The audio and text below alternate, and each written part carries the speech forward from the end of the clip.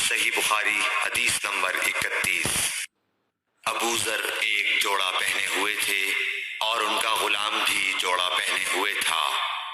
سبب دریافت کیا گیا تو کہنے لگے کہ میں نے ایک شخص یعنی غلام کو برا بھلا کہا تھا اور اس کی ماں کی غیرت دلائی یعنی گالی دی، تو رسول اللہ صلی اللہ علیہ وسلم نے یہ معلوم کر کے مجھ سے فرمایا، اے ابو ذر، تو نے اسے ماں کے نام سے غیرت دلائی ہے، بے شک تجھ میں ابھی کچھ زمانہ جاہلیت کا اثر باقی ہے۔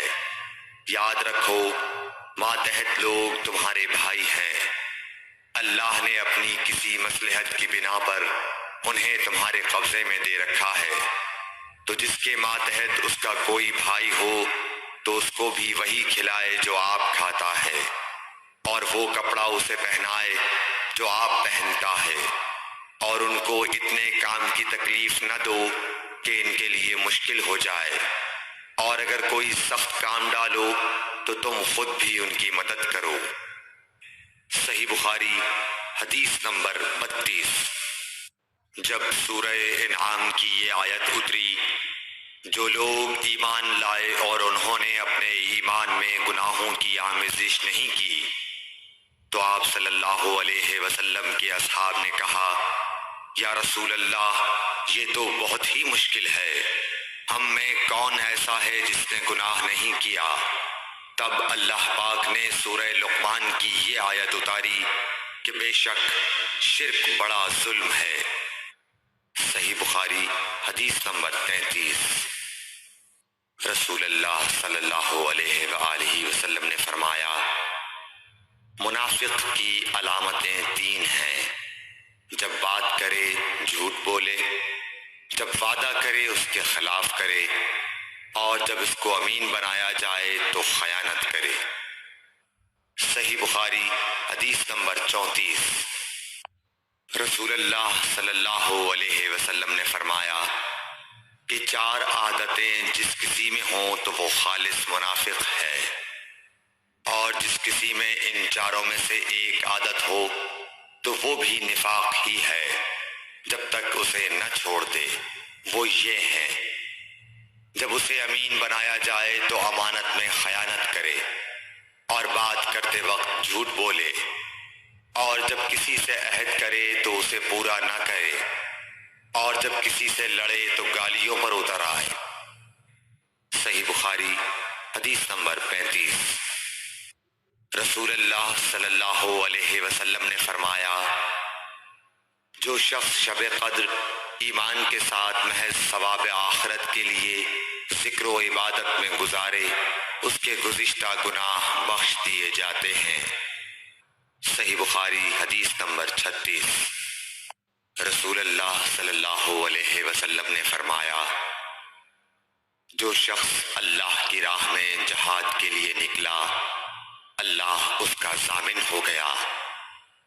اللہ تعالیٰ فرماتا ہے، اس کو میری ذات پر یقین اور میرے پیغمبروں کی تصدیق نے اس سرفروشی کے لیے گھر سے نکالا ہے۔ میں اس بات کا ضامن ہوں کہ یا تو اس کو واپس کر دوں ثواب اور مال غنیمت کے ساتھ، یا شہید ہونے کے بعد جنت میں داخل کر دوں۔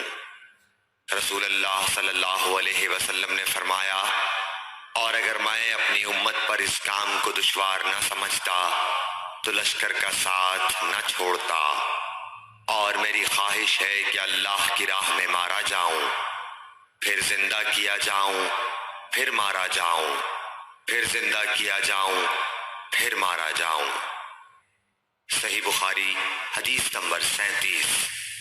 حضرت صلی اللہ علیہ وسلم نے فرمایا، جو کوئی رمضان میں راتوں کو ایمان رکھ کر اور ثواب کے لیے عبادت کرے، اس کے اگلے گناہ بخش دیے جاتے ہیں۔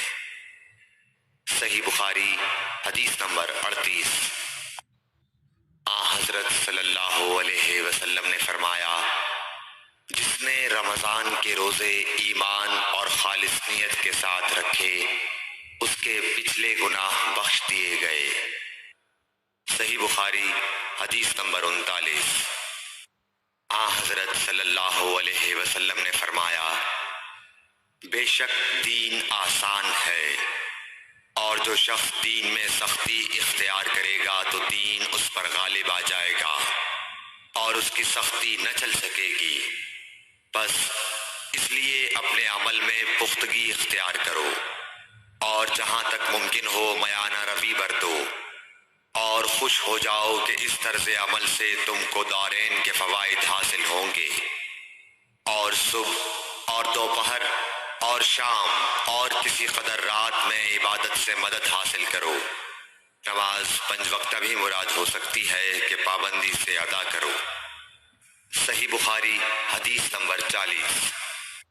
رسول اللہ صلی اللہ علیہ وسلم جب مدینہ تشریف لائے تو پہلے اپنی نانہال اترے جو انصار تھے، اور وہاں آپ نے 16 یا 17 ماہ بیت المقدس کی طرف منہ کر کے نماز پڑھی، اور آپ کی خواہش تھی کہ آپ کا قبلہ بیت اللہ کی طرف ہو۔ جب بیت اللہ کی طرف نماز پڑھنے کا حکم ہو گیا تو سب سے پہلی نماز جو آپ نے بیت اللہ کی طرف پڑھی عصر کی نماز تھی۔ وہاں آپ صلی اللہ علیہ وسلم کے ساتھ لوگوں نے بھی نماز پڑھی۔ پھر آپ کے ساتھ نماز پڑھنے والوں سے ایک آدمی نکلا اور اس کا مسجد بنی حارثہ کی طرف گزر ہوا تو وہ لوگ رکوع میں تھے۔ وہ بولا کہ میں اللہ کی گواہی دیتا ہوں کہ میں نے رسول اللہ صلی اللہ علیہ وسلم کے ساتھ مکے کی طرف منہ کر کے نماز پڑھی ہے۔